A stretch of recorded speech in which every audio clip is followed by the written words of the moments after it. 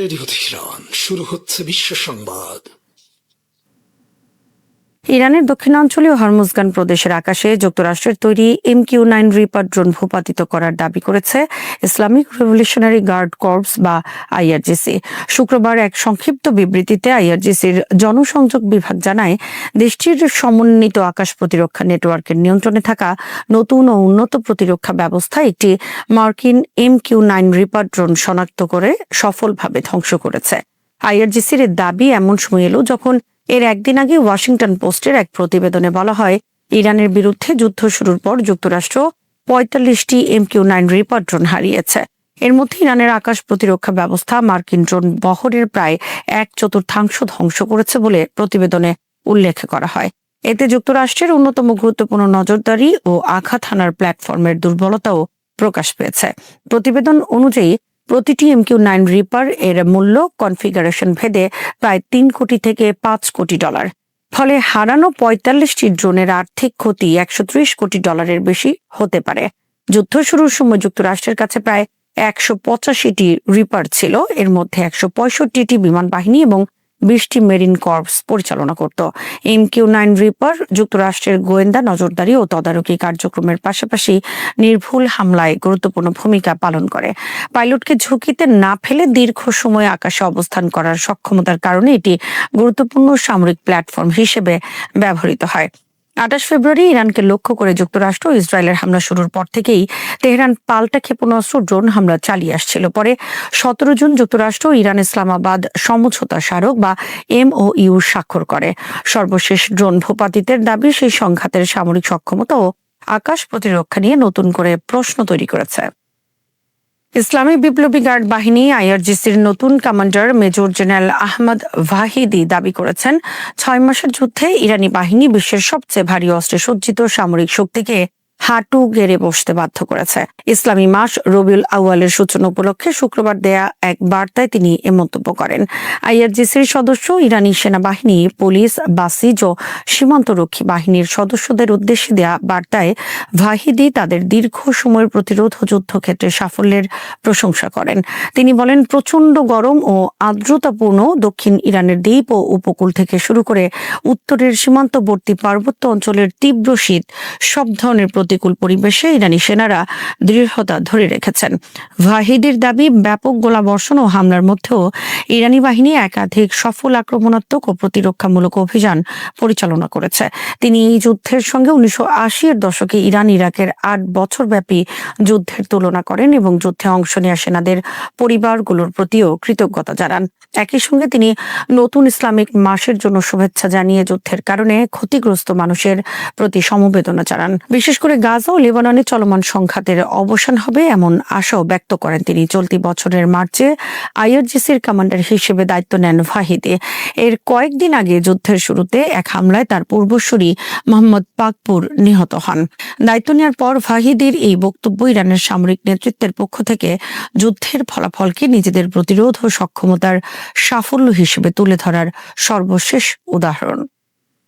Iran ও যুক্তরাষ্ট্রের মধ্যে দীর্ঘ কয়েক মাস ধরে চলা যুদ্ধ এখন নতুন এক পর্যায়ে প্রবেশ করতে পারে বলে মনে করছেন বিশ্লেষক পল মাসগ্রেভ। সাম্প্রতিক মার্কিন প্রেসিডেন্ট ডোনাল্ড ট্রাম্প হরমুজ প্রণালীকে যুক্তরাষ্ট্রের ভূখণ্ড হিসেবে ঘোষণা করার কথা বললেও জর্জ টাউন ইউনিভার্সিটি ইন কাতারের সহযোগী অধ্যাপক মাসগ্রেভ মনে করেন, এ ধরনের বক্তব্য মূলত মার্কিন জনগণ ও বিশেষ করে ট্রাম্পের রাজনৈতিক সমর্থকদের উদ্দেশ্যে দেয়া। মাসগ্রেভের মতে, ট্রাম্প একজন শোম্যান হিসেবে বড় বড় বক্তব্য দিতে অভ্যস্ত, তাই তার সব বক্তব্যকে আক্ষরিক অর্থে নেওয়া ঠিক নয়। হরমুজ প্রণালীকে যুক্তরাষ্ট্রের ভূখণ্ডে পরিণত করা বাস্তব ও আইনগত উভয় দিক থেকেই অসম্ভব। তবে ট্রাম্পের বক্তব্যে একটি বিষয় স্পষ্ট, ইরানের কাছে পরাজয় স্বীকার করে পিছু হটার কোনো ইচ্ছা ওয়াশিংটনের নেই। ইরানের ইসলামিক রেভলিউশনারি গার্ড কর্পসের অ্যারোস্পেস ফোর্সের এক জ্যেষ্ঠ কর্মকর্তা বলেছেন, যুক্তরাষ্ট্র ও ইসরায়েলের ৪০ দিনের আগ্রাসনের পরও দেশটির আকাশ প্রতিরক্ষা ব্যবস্থা উৎপাদন ও সরবরাহে কোনো ধরনের বিঘ্ন ঘটেনি। শুক্রবার সম্প্রচারিত জাতীয় টেলিভিশনের এক প্রতিবেদনে তিনি এ তথ্য জানান। প্রতিবেদনটি ধারণ করা হয় IRGCর একটি ভূগর্ভস্থ ঘাঁটিতে। প্রতিবেদনে প্রথমবারের মতো যুদ্ধের সময় ইরানের নিজস্ব প্রতিরক্ষা ব্যবস্থায় বাধাপ্রাপ্ত মার্কিন ও ইসরায়েলি ড্রোন এবং একটি যুদ্ধবিমান থেকে উদ্ধার করা বিভিন্ন সরঞ্জামের অংশ প্রদর্শন প্রদর্শন করা হয়। এর মধ্যে মার্কিন MQ-9 রিপার এবং ইসরায়েলের হার্মিস 900 ও হার্মিস 450 ড্রোনের বড় অংশ ছিল। পাশাপাশি MQ-9 এবং মার্কিন F-15 যুদ্ধবিমানের বিভিন্ন কারিগরি সরঞ্জামও দেখানো হয়। IRGCর ওই কর্মকর্তা বলেন, যুদ্ধের আগে নেওয়া প্রস্তুতিমূলক পদক্ষেপের কারণে অ্যারোস্পেস ফোর্সের সেলফ সাফিসিয়েন্স জিহাদ অর্গানাইজেশনের আকাশ প্রতিরক্ষা উৎপাদন অবকাঠামোর 85% বেশি অক্ষত ছিল। ফলে যুদ্ধের সময় এবং পরবর্তী পর্যায়ে উৎপাদন ও সরবরাহ কার্যক্রম স্বাভাবিক রাখা সম্ভব হয়েছে। তিনি আরো জানান, যুদ্ধের সময় কার্যকর প্রমাণিত কয়েকটি আকাশ প্রতিরক্ষা সরঞ্জাম ও ক্ষেপণাস্ত্রের উৎপাদন হার যুদ্ধ শুরুর আগের তুলনায় বাড়ানো হয়েছে। একই সঙ্গে এসব অস্ত্র ও সরঞ্জাম সামরিক বাহিনীর অপারেশনাল ইউনিটগুলোতে সরবরাহ বৃদ্ধি পেয়েছে।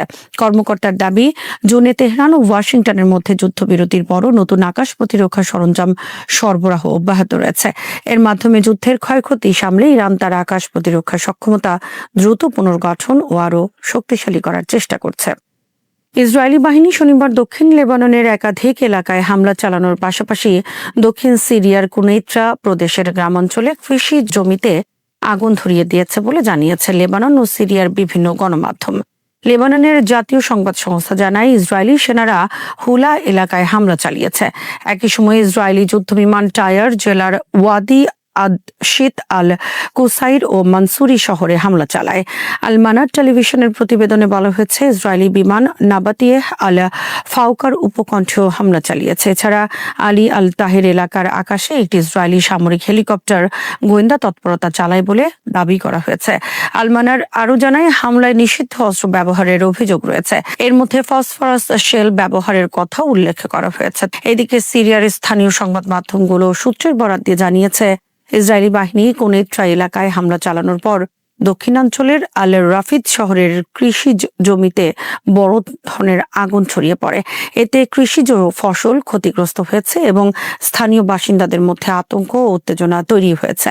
দক্ষিণ লেবানন ও সিরিয়ার কুনেইত্রায় সাম্প্রতিক এই হামলা ইসরায়েল ও আঞ্চলিক সশস্ত্র গোষ্ঠীগুলোর মধ্যে চলমান উত্তেজনাকে আরও বাড়িয়ে তুলতে পারে বলে আশঙ্কা করা হচ্ছে। বিশেষ করে সীমান্তবর্তী এলাকায় সামরিক তৎপরতা বৃদ্ধি পাওয়ায় বেসামরিক জনগণের নিরাপত্তা ও কৃষিজ সম্পদের উপরও নতুন চাপ তৈরি হয়েছে।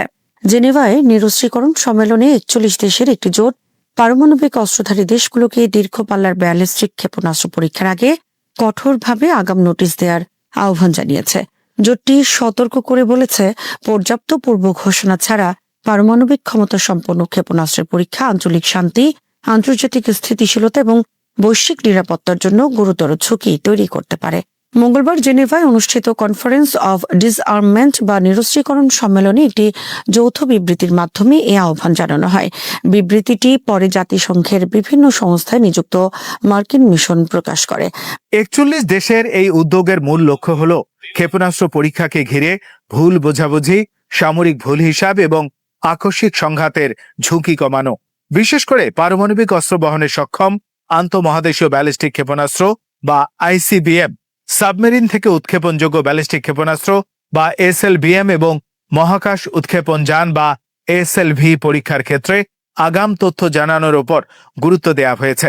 জোটের বিবৃতিতে বলা হয়, কোনো দেশ পর্যাপ্ত আগাম নোটিশ ও বিস্তারিত তথ্য ছাড়াই পারমাণবিক ক্ষমতা সম্পন্ন ব্যালিস্টিক ক্ষেপণাস্ত্রের পরীক্ষা চালালে তা সংশ্লিষ্ট অঞ্চলের দেশগুলোর শান্তি ও নিরাপত্তাকে বিঘ্নিত করতে পারে। বিশেষ করে সাম্প্রতিক সময়ে প্রশান্ত মহাসাগরীয় অঞ্চলে আগাম ঘোষণা ছাড়া ক্ষেপণাস্ত্র পরীক্ষা নিয়ে যে উদ্বেগ তৈরি হয়েছে, সেটিকে সামনে রেখে দেশগুলো আরও স্বচ্ছ ও নিয়মতান্ত্রিক ব্যবস্থা গড়ে তোলার দাবি জানিয়েছে। জোটটি এক্ষেত্রে huge code of conduct against ballistic missile proliferation বা হেগ আচরণবিধির প্রতি আরও কঠোরভাবে অনুগত থাকার আহ্বান জানিয়েছে। ব্যালিস্টিক ক্ষেপণাস্ত্রের বিস্তার ঠেকানো এবং ক্ষেপণাস্ত্র কর্মসূচি নিয়ে স্বচ্ছতা বাড়ানোর জন্য এই আচরণবিধি গুরুত্বপূর্ণ একটি আন্তর্জাতিক ব্যবস্থা হিসেবে বিবেচিত হয়। তবে এর আওতায় দেয়া নোটিশ ও তথ্য আদান প্রদানের বিষয়টি অনেক ক্ষেত্রেই রাষ্ট্রগুলোর রাজনৈতিক সদিচ্ছার উপর নির্ভরশীল। 41 দেশের জোট প্রস্তাব করেছে, পারমাণবিক অস্ত্রধারী দেশগুলো ICBM, SLBM এবং SLV উৎক্ষেপণের কমপক্ষে 24 ঘন্টা আগে সংশ্লিষ্ট দেশগুলোকে আনুষ্ঠানিকভাবে জানাবে। শুধু পরীক্ষার সময় জানালেই হবে না, নোটিশে ক্ষেপণাস্ত্রের শ্রেণী, সম্ভাব্য উৎক্ষেপণ সময়, উৎক্ষেপণ এলাকা এবং পরিকল্পিত গতিপথ সম্পর্কেও স্পষ্ট তথ্য দিতে হবে। পাশাপাশি সমুদ্র ও আকাশপথে চলাচলকারী জাহাজ এবং বিমানকে যথাযথ সতর্কতা দেওয়ার কথাও বলা হয়েছে। এই ধরনের আগাম তথ্য দেওয়ার উদ্দেশ্য সামরিক সক্ষমতা সীমিত করা নয়, এমনটাই জোটের বক্তব্য। বরং তাদের মতে নিয়মিত ও স্বচ্ছ নোটিশ ব্যবস্থা সামরিক কর্মকাণ্ডের ঝুঁকি কমিয়ে রাষ্ট্রগুলোর মধ্যে আস্থা বাড়াতে পারে। একটি ক্ষেপণাস্ত্র পরীক্ষা অন্য কোনো দেশের কাছে ভুলভাবে সামরিক হামলা হিসেবে প্রতীয়মান হলে তা দ্রুত পাল্টা প্রতিক্রিয়ার জন্ম দিতে পারে। বিশেষ করে পারমাণবিক অস্ত্রধারী দেশগুলোর ক্ষেত্রে কয়েক মিনিটের ভুল সিদ্ধান্ত ভয়াবহ পরিণতি ডেকে আনতে পারে।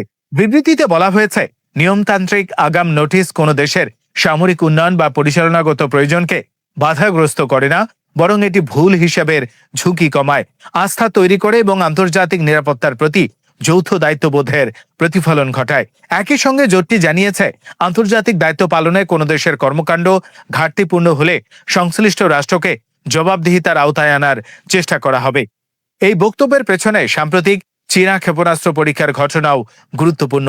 গত মাসে চীন জানিয়েছিল তারা একটি পারমাণবিক সাবমেরিন থেকে কৌশলগত ক্ষেপণাস্ত্রের সফল পরীক্ষা চালিয়েছে। পরীক্ষার কয়েক ঘন্টা আগে প্রশান্ত মহাসাগরীয় অঞ্চলের কয়েকটি দেশকে পরিকল্পিত উৎক্ষেপণ সম্পর্কে জানানো হয়েছিল। চীনের দাবি অনুযায়ী এটি ছিল তাদের দ্বিতীয় কৌশলগত ক্ষেপণাস্ত্র পরীক্ষা। এর আগে 2024 সালের সেপ্টেম্বরে চীন প্রশান্ত মহাসাগরে একটি আন্তঃমহাদেশীয় ব্যালিস্টিক ক্ষেপণাস্ত্র পরীক্ষা করেছিল। প্রায় 4 দশকের মধ্যে সেটি ছিল প্রশান্ত মহাসাগরে চীনের প্রথম এমন পরীক্ষা। তবে চীনের ওই আগাম নোটিশ দেওয়ার বিষয়টি নিয়েও পশ্চিমা দেশগুলোর মধ্যে পুরোপুরি সন্তুষ্টি দেখা যায়নি। কারণ তাদের দৃষ্টিতে শুধু নোটিশ দেয়া যথেষ্ট নয়, উৎক্ষেপণের ধরন, সময়, সম্ভাব্য গতিপথ এবং ঝুঁকিপূর্ণ অঞ্চলের বিষয়ে পর্যাপ্ত ও বিস্তারিত তথ্য থাকা প্রয়োজন। বিশেষ করে প্রশান্ত মহাসাগরের মতো বিশাল সামুদ্রিক অঞ্চলে ক্ষেপণাস্ত্র পরীক্ষার সময় বেসামরিক জাহাজ ও বিমান চলাচল নিরাপত্তা নিশ্চিত করা গুরুত্বপূর্ণ। চীন অবশ্য 41 দেশের বিবৃতিকে ইতিবাচকভাবে নেয়নি। চীনের নিরস্ত্রীকরণ বিষয়ক রাষ্ট্রদূত লি চিজিয়াং এই বক্তব্য প্রত্যাখ্যান করে বলেছেন, চীনের বৈধ ও যৌক্তিক প্রতিরক্ষা আধুনিকীকরণকে প্রশ্নবিদ্ধ করা উচিত নয়। রাষ্ট্রীয় গণমাধ্যমের বরাতে তিনি আরো বলেন, ক্ষেপণাস্ত্র উৎক্ষেপণের আগে আগাম নোটিশ দেওয়ার ক্ষেত্রে বেইজিং এর সদিচ্ছাকে ভূরাজনৈতিক হিসাব নিকাশের মাধ্যমে বিকৃত করা উচিত নয়। চীনের এই অবস্থান থেকে স্পষ্ট যে ক্ষেপণাস্ত্র পরীক্ষার স্বচ্ছতা নিয়ে আন্তর্জাতিক অঙ্গনে নিরাপত্তা ও ভূরাজনীতির প্রশ্ন একই সঙ্গে কাজ করছে। যুক্তরাষ্ট্র ও তার মিত্ররা মনে করে চীন সহ পারমাণবিক শক্তিধর রাষ্ট্রগুলোর ক্ষেপণাস্ত্র কর্মসূচি সম্পর্কে স্বচ্ছতা বাড়ানো জরুরি। অন্যদিকে বেইজিং মনে করে তার প্রতিরক্ষা সক্ষমতার আধুনিকীকরণকে রাজনৈতিক চাপ বা ভূরাজনৈতিক প্রতিযোগিতার হাতিয়ার বানানো উচিত নয়। 41 দেশের জোটে যুক্তরাষ্ট্রের পাশাপাশি ইউরোপের বহু দেশ, অস্ট্রেলিয়া, জাপান, দক্ষিণ কোরিয়া, নিউজিল্যান্ড, ফিলিপাইন, কানাডা এবং প্রশান্ত মহাসাগরীয় অঞ্চলের কয়েকটি রাষ্ট্র রয়েছে। তালিকায় যুক্তরাজ্য, France, Germany, Italy, Spain, Poland, Sweden, Norway, Netherland সহ ন্যাটো ও ইউরোপীয় ইউনিয়নের বহু দেশও রয়েছে। সব মিলিয়ে এই যৌথ বিবৃতি আন্তর্জাতিক পরীক্ষায় স্বচ্ছতা ও পূর্ব ঘোষণার গুরুত্ব নতুন করে সামনে এনেছে। বর্তমান বিশ্বে যুক্তরাষ্ট্র, রাশিয়া, চীন সহ একাধিক রাষ্ট্রের কাছে পারমাণবিক অস্ত্র এবং দীর্ঘ পাল্লার ক্ষেপণাস্ত্র রয়েছে। এই সময় নতুন নতুন দেশ ক্ষেপণাস্ত্র প্রযুক্তি উন্নীত করছে। ফলে একটি পরীক্ষামূলক উৎক্ষেপণও কখনো কখনো সামরিক উত্তেজনার বড় কারণ হয়ে দাঁড়াতে পারে।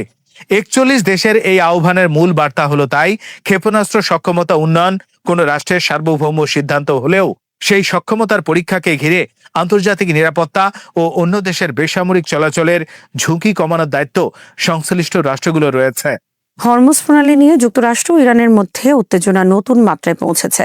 মার্কিন প্রেসিডেন্ট ডোনাল্ড ট্রাম্প বলেছেন, ইরানকে পরাজিত করার পর তিনি শিগগিরই কৌশলগত এই জলপথকে যুক্তরাষ্ট্রের ভূখণ্ড হিসেবে ঘোষণা করবেন। একই সঙ্গে তেহরানকে যুদ্ধ শেষ করতে বাধ্য করতে কঠোর অর্থনৈতিক চাপ ও নতুন নিষেধাজ্ঞা আরোপের প্রস্তুতির কথাও জানিয়েছে ওয়াশিংটন। ট্রাম্পের এমন বক্তব্যের তীব্র প্রতিক্রিয়া জানিয়েছে ইরান। দেশটির উপপররাষ্ট্রমন্ত্রী কাজেম গরিবাবাদি স্পষ্ট করে বলেছেন, হরমুজ প্রণালী ইরানেরই থাকবে। যুক্তরাষ্ট্র পরাজয় মেনে না নেওয়া পর্যন্ত প্রণালীতে অবরোধ ও নিয়ন্ত্রণ কার্যক্রম অব্যাহত রাখার কথাও জানিয়েছেন তিনি। ফলে গুরুত্বপূর্ণ এই নৌপথের নিয়ন্ত্রণ নিয়ে দুই দেশের অবস্থান আরো মুখোমুখি হয়েছে।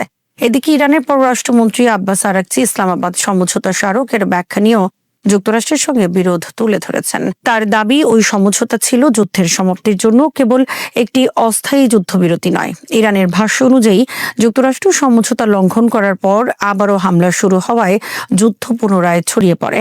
তাই 60 দিনের যুদ্ধবিরতি বাড়ানোর প্রশ্নই ওঠে না। বিশ্লেষকদের মতে হরমুজের নিয়ন্ত্রণ এখন শুধু সামরিক বা আঞ্চলিক ইস্যু নয়, এটি বৈশ্বিক জ্বালানি নিরাপত্তা ও কূটনীতির কেন্দ্রীয় সংকটে পরিণত হয়েছে। বিশ্বের গুরুত্বপূর্ণ তেল ও গ্যাস পরিবহন পথে জাহাজ চলাচল ব্যাপকভাবে কমে যাওয়ায় আন্তর্জাতিক বাজারে এর প্রভাব পড়ছে। ফলে ট্রাম্পের ভূখণ্ড ঘোষণার হুমকি এবং ইরানের পাল্টা অবস্থান পরিস্থিতিকে আরও জটিল করে তুলেছে। সাম্প্রতিক সপ্তাহগুলোতে যুক্তরাষ্ট্রের প্রেসিডেন্ট ডোনাল্ড ট্রাম্প বারবার লেবাননে হিজবুল্লাহকে নিরস্ত্র করতে সিরিয়ার হস্তক্ষেপের সম্ভাবনার কথা বলেছেন। ওয়াশিংটনের এই অবস্থান থেকে স্পষ্ট, ইরানের উপর চাপ বাড়াতে সিরিয়াকে একটি অতিরিক্ত কৌশলগত হাতিয়ার হিসেবে ব্যবহার করতে চায় যুক্তরাষ্ট্র। তবে সামরিক হস্তক্ষেপের পক্ষে সিরিয়ার তুলনায় বিপক্ষেই যুক্তি বেশি শক্তিশালী। সিরীয় বাহিনী লেবাননে প্রবেশ করলে রাজনৈতিকভাবে হিজবুল্লাহ আরও শক্তিশালী হওয়ার সুযোগ পেতে পারে। একই সঙ্গে এতে সিরিয়া ও লেবানন উভয় দেশে অস্থিতিশীলতা বাড়ার আশঙ্কা রয়েছে। সবচেয়ে বড় ঝুঁকি হলো ইরান সিরিয়ার এই পদক্ষেপকে সরাসরি শত্রুতামূলক হিসেবে বিবেচনা করে পাল্টা ব্যবস্থা নিতে পারে, যার প্রভাব সিরিয়ার রাজধানী দামেস্ক পর্যন্ত পৌঁছতে পারে। এখন পর্যন্ত সিরিয়ার জন্য যুক্তরাষ্ট্রের পক্ষ থেকে কোনো সুস্পষ্ট ও পূর্ণাঙ্গ পরিকল্পনা প্রকাশ করা হয়নি। সীমিত পর্যায়ের পদক্ষেপ হিসেবে সিরিয়া সীমান্তে নিয়ন্ত্রণ জোরদার, অস্ত্র ও যোদ্ধা পাচার বন্ধ এবং লেবাননের সেনাবাহিনীর সঙ্গে গোয়েন্দা তথ্য বিনিময় করতে পারে। কিন্তু আরও ঝুঁকিপূর্ণ পরিস্থিতি তৈরি হবে যদি সিরীয় বাহিনী লেবাননে প্রবেশ করে হিজবুল্লাহকে নিরস্ত্র করার কাজে সরাসরি অংশ নেয় অথবা সংগঠনটির নিয়ন্ত্রিত এলাকাগুলোর দায়িত্ব নিতে চায়। বিশ্লেষণে তাই ট্রাম্পের বক্তব্যকে তাৎক্ষণিক সামরিক অভিযানের ঘোষণা না বলে রাজনৈতিক চাপ প্রয়োগের কৌশল হিসেবেই দেখা হচ্ছে। সিরিয়ার সম্ভাব্য ভূমিকার ইঙ্গিত হিজবুল্লাহ ও ইরানের হিসাব নিকাশকে জটিল করে তুলছে এবং একই সঙ্গে যুক্তরাষ্ট্রের হাতে থাকা বিকল্পগুলোর পরিধি তুলে ধরছে। পাশাপাশি লেবানন সরকারের উপরও চাপ বাড়ছে। দেশটির সব অস্ত্র রাষ্ট্রের নিয়ন্ত্রণে আনার সক্ষমতা ও রাজনৈতিক সদিচ্ছা কতটা রয়েছে তা প্রমাণ করার জন্য। ইয়েমেনের গুরুত্বপূর্ণ বন্দর আল মাখায় শুক্রবার হুথি বিদ্রোহীদের হামলায় 6টি ব্যালিস্টিক ক্ষেপণাস্ত্র ব্যবহার করা হয়েছে বলে জানিয়েছে দেশটির আন্তর্জাতিকভাবে স্বীকৃত সরকারের সেনাবাহিনী। হামলায় বন্দরটির নিরাপত্তার দায়িত্বে থাকা এক কর্মকর্তা নিহত হয়েছেন। এছাড়া 2 নাবিক নিখোঁজ রয়েছেন বলে সামরিক বাহিনীর বিবৃতিতে জানানো হয়েছে। সেনাবাহিনী আরও জানিয়েছে ক্ষেপণাস্ত্র হামলায় অন্তত 8 জন বেসামরিক নাগরিক আহত হয়েছেন। হামলার ফলে বন্দরের অবকাঠামো ও কার্যক্রম ক্ষতিগ্রস্ত হয়েছে বলে ধারণা করা হচ্ছে। আল মাখা বন্দর ইয়েমেনের পশ্চিম উপকূলে অবস্থিত একটি গুরুত্বপূর্ণ বাণিজ্যিক ও মানবিক প্রবেশপথ। দেশটির জনগণের জন্য প্রয়োজনীয় খাদ্য, নিত্য প্রয়োজনীয় পণ্য এবং অন্যান্য সামগ্রী বন্দর দিয়ে প্রবেশ করে। দীর্ঘদিনের সংঘাত ও মানবিক সংকটে থাকা ইয়েমেনে এমন গুরুত্বপূর্ণ অবকাঠামোয় হামলা সাধারণ মানুষের দুর্ভোগ আরও বাড়াতে পারে বলে আশঙ্কা করা হচ্ছে। ইয়েমেন সরকারের সামরিক মুখপাত্র কর্নেল মাজিদ আল নুজাইলি বলেন, বন্দরটিতে হামলা এবং বেসামরিক অবকাঠামো লক্ষ্যবস্তু করা প্রমাণ করে যে হুথিরা ইয়েমেনের জনগণের উপর শ্বাসরুদ্ধকর অবরোধ চাপিয়ে দেওয়ার ব্যাপারে দৃঢ় প্রতিজ্ঞ। তিনি আরো বলেন, খাদ্য ও পণ্য সরবরাহের গুরুত্বপূর্ণ কেন্দ্রকে লক্ষ্য করে হামলা শুধু বন্দরটির নিরাপত্তাকেই হুমকির মুখে ফেলছে না, বরং সাধারণ মানুষের জীবনযাত্রা ও মানবিক সহায়তা পৌঁছানোর প্রক্রিয়াকেও বাধাগ্রস্ত করছে। ইয়েমেনে দীর্ঘদিন ধরে সরকারি বাহিনী ও হুথিদের মধ্যে সংঘাত চলছে। আঞ্চলিক উত্তেজনার মধ্যেই দেশটির বিভিন্ন গুরুত্বপূর্ণ স্থাপনা ও বন্দরকে ঘিরে নতুন করে হামলার ঘটনা পরিস্থিতিকে আরও জটিল করে তুলছে। আল মাখায় সর্বশেষ হামলার পর বন্দরটির নিরাপত্তা ও বাণিজ্যিক কার্যক্রম নিয়েও নতুন উদ্বেগ তৈরি হয়েছে। হরমুজ প্রণালীকে ইরানের ভূখণ্ড ও জলসীমার অবিচ্ছেদ্য অংশ হিসেবে দাবি করে মার্কিন প্রেসিডেন্ট ডোনাল্ড ট্রাম্পকে কড়া হুঁশিয়ারি দিয়েছেন দেশটির বিচার বিভাগের প্রধান গোলাম হোসেইন মহসিন এজেই। আজ সামাজিক যোগাযোগ মাধ্যমে দেয়া এক পোস্টে তিনি বলেন, হরমুজ প্রণালী ইরানের ভূখণ্ড ও সীমান্ত এলাকার অবিচ্ছেদ্য অংশ। এই জলপথে যে কোনো ধরনের দুঃসাহসিক পদক্ষেপের বিরুদ্ধে ইরান কঠোর জবাব দেবে বলেও সতর্ক করেন তিনি। সম্প্রতি হরমুজ প্রণালী নিয়ে মার্কিন প্রেসিডেন্ট ডোনাল্ড ট্রাম্পের বিভিন্ন মন্তব্যের প্রতিক্রিয়া ইরানের বিচার বিভাগের প্রধান এসব কথা বলেন। তিনি ট্রাম্পের দাবিকে ভিত্তিহীন আখ্যা দিয়ে বলেন, আন্তর্জাতিক আইন ও জাতীয় সার্বভৌমত্বের নীতির আলোকে কৌশলগত এই জলপথের উপর ইরানের অধিকার রয়েছে। মোহসেনি এজেই আরো বলেন, কঠিন রাজনৈতিক ও সামরিক বাস্তবতায় ট্রাম্প একজন পরাজিত ব্যক্তি। তার ভাষায়, ভার্চুয়াল কর্মকাণ্ড ও বক্তব্যই এখন ট্রাম্পের জন্য মানসিক সান্ত্বনার বিষয় হয়ে দাঁড়িয়েছে। তিনি সরাসরি ট্রাম্পকে উদ্দেশ্য করে বলেন, ট্রাম্প ও তার উপদেষ্টাদের অবশ্যই জানতে হবে আধিপত্যবাদের বুট কখনোই হরমুজ প্রণালীতে পা রাখতে পারবে না। ইরানের বিচার বিভাগের প্রধান আরও দাবি করেন, বহু বিলিয়ন ডলারের বিমানবাহী রণতরী দিয়েও যুক্তরাষ্ট্র যে লক্ষ্য অর্জন করতে পারেনি, কয়েকটি সামাজিক যোগাযোগ মাধ্যমের পোস্ট বা বক্তব্যের মাধ্যমে সেটি অর্জন সম্ভব নয়। যুক্তরাষ্ট্রের সঙ্গে পুনরায় আলোচনা শুরুর বিষয়ে এখনও কোনো সিদ্ধান্ত নেয়নি ইরান। দেশটির পররাষ্ট্রমন্ত্রী আব্বাস আরাকচি বলেছেন, ইসলামাবাদ সমঝোতায় নির্ধারিত 60 দিনের সময়সীমা ছিল আলোচনার একটি সুযোগ, কোনো যুদ্ধবিরতি নয় যে তা বাড়ানো হবে। আরাকচি বলেন, ইসলামাবাদ সমঝোতায় যুদ্ধের অবসানের কথা বলা হয়েছিল, কিন্তু যুক্তরাষ্ট্র সেই সমঝোতা লঙ্ঘন করেছে এবং আবারও সংঘাত শুরু হয়েছে। তার ভাষায়, আমাদের এমন কোনো যুদ্ধবিরতি ছিল না যা বাড়ানো যায়। আমাদের ছিল যুদ্ধের অবসান, আর এখন পরিস্থিতি নতুন পর্যায়ে প্রবেশ করেছে। মধ্যস্থতাকারী হিসেবে কাতার ও পাকিস্তান ইরানের সঙ্গে যোগাযোগ রাখছে এবং বিভিন্ন বার্তা আদান প্রদান করছে বলেও জানান তিনি। তবে এই যোগাযোগকে কোনোভাবেই যুক্তরাষ্ট্রের সঙ্গে সরাসরি বা আনুষ্ঠানিক আলোচনা হিসেবে দেখছে না তেহরান। আরাকচি স্পষ্ট করে বলেন, আমেরিকার সঙ্গে আলোচনা পুনরায় শুরু করার বিষয়ে এখনো কোনো সিদ্ধান্ত নেওয়া হয়নি। এদিকে হরমুজ প্রণালী নিয়ে ইরান ও ওমানের মধ্যে আলাদা আলোচনা চলছে। আরাকচির মতে, এটি মূলত একটি কারিগরি প্রক্রিয়া। প্রণালী দিয়ে জাহাজ চলাচলের জন্য নতুন সামুদ্রিক রুট নির্ধারণ করাই এর লক্ষ্য। আগের রুটগুলো বর্তমানে কার্যকর না থাকায় একটি অস্থায়ী রুট তৈরির কাজ চলছে, যা পরবর্তীতে স্থায়ী রুটে রূপ নিতে পারে। এই আলোচনায় দুই দেশের বিশেষজ্ঞ ও সশস্ত্র বাহিনীর প্রতিনিধিরা যুক্ত রয়েছেন। তবে আরাকচি জোর দিয়ে বলেন, নতুন নৌপথ নির্ধারণের আলোচনা এবং হরমুজ প্রণালী পুনরায় খুলে দেয়া দুটি আলাদা বিষয়। যুক্তরাষ্ট্রকে ইরানের নির্ধারিত অন্যান্য শর্ত পূরণ করতে হবে, সেগুলো পূরণ হলেই কেবল প্রণালী পুনরায় খোলার বিষয়টি বিবেচনা করা হবে। ইসরায়েলের প্রধানমন্ত্রী বেনিয়ামিন নেতানিয়াহুর ফিলিস্তিন রাষ্ট্র প্রতিষ্ঠার বিরোধিতাকে সরাসরি প্রত্যাখ্যান করেছে পাকিস্তান। ইসলামাবাদ বলেছে, ফিলিস্তিন রাষ্ট্র প্রতিষ্ঠার দাবি কোনো একক ইসরায়েলি নেতার রাজনৈতিক অবস্থানের উপর নির্ভরশীল নয়, বরং এটি আন্তর্জাতিক আইন, জাতিসংঘের বিভিন্ন প্রস্তাব এবং দীর্ঘদিনের আন্তর্জাতিক কূটনৈতিক অবস্থানের ভিত্তিতে প্রতিষ্ঠিত একটি বিষয়। বুধবার পাকিস্তানের পররাষ্ট্র মন্ত্রণালয়ের মুখপাত্র তাহির আন্দ্রাবি সাপ্তাহিক সংবাদ সম্মেলনে এসব কথা বলেন। তিনি একই সঙ্গে সতর্ক করে দিয়েছেন, গাজা থেকে ইসরায়েলি বাহিনী প্রত্যাহারে অস্বীকৃতি জানালে তা বোর্ড অফ পিস পরিকল্পনার আওতায় নেওয়া প্রতিশ্রুতিগুলোর জন্য গুরুতর ধাক্কা হয়ে দাঁড়াবে। পাকিস্তানের এই অবস্থান এমন এক সময় সামনে এলো যখন গাজায় যুদ্ধ পরবর্তী রাজনৈতিক ব্যবস্থা, হামাসের নিরস্ত্রীকরণ এবং ইসরায়েলি সেনাদের প্রত্যাহার নিয়ে আন্তর্জাতিক পর্যায়ে নতুন করে মতবিরোধ তৈরি হয়েছে। নেতানিয়াহু সম্প্রতি বোর্ড অব পিসের প্রস্তাবিত 15 দফা নথির বিরোধিতা স্পষ্ট করেছেন। হামাস পুরোপুরি নিরস্ত্র না হওয়া পর্যন্ত গাজা থেকে ইসরায়েলি বাহিনী প্রত্যাহার করা হবে না। এই অবস্থানের প্রতিক্রিয়ায় পাকিস্তান বলেছে, গাজা থেকে ইসরায়েলি সেনা প্রত্যাহার এবং হামাসের নিরস্ত্রীকরণ এই দুইটি বিষয়ই শান্তি পরিকল্পনার গুরুত্বপূর্ণ ও পরস্পর সম্পর্কিত প্রতিশ্রুতি। সংবাদ সম্মেলনে নেতানিয়াহুর বক্তব্য সম্পর্কে জানতে চাইলে তাহির আন্দ্রাবি বলেন, পাকিস্তান ইসরায়েলের অবস্থান সম্পর্কে অবগত হয়েছে, তবে তিনি সতর্ক করে দেন, গাজা থেকে ইসরায়েলি সেনা সরিয়ে নেয়ার প্রতিশ্রুতি বাস্তবায়ন না হলে বোর্ড অব পিসে নেওয়ার সিদ্ধান্তের জন্য গুরুতর বিপর্যয় সৃষ্টি করবে।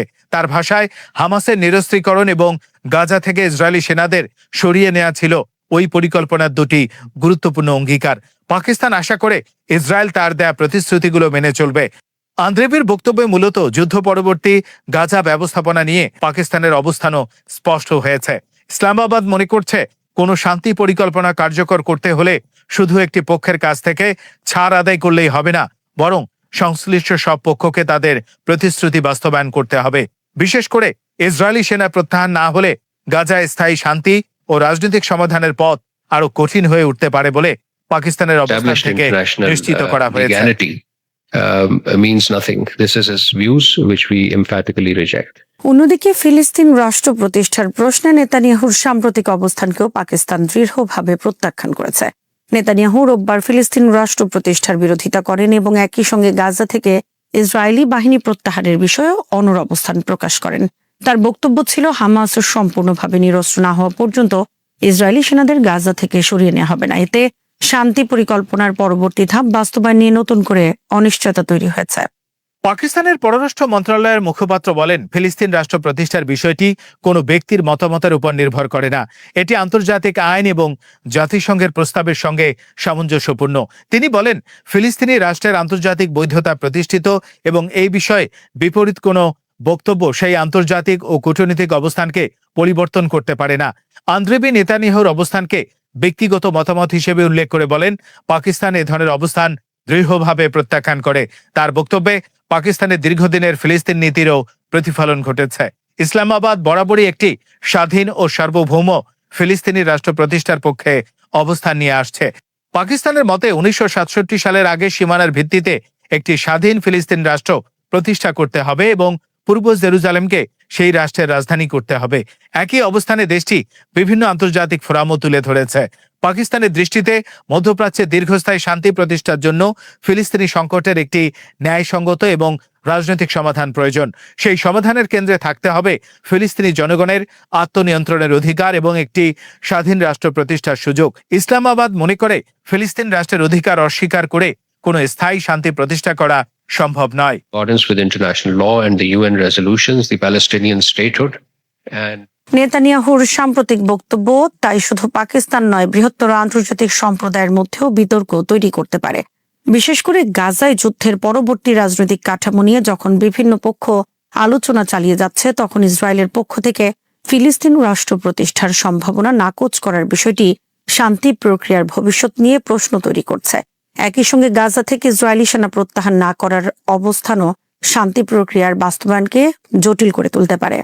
পাকিস্তান বলছে, বোর্ড অব পিসের সিদ্ধান্ত অনুযায়ী হামাসের নিরস্ত্রীকরণ এবং ইসরায়েলি সেনা প্রত্যাহার দুটি প্রতিশ্রুতি বাস্তবায়ন করা প্রয়োজন।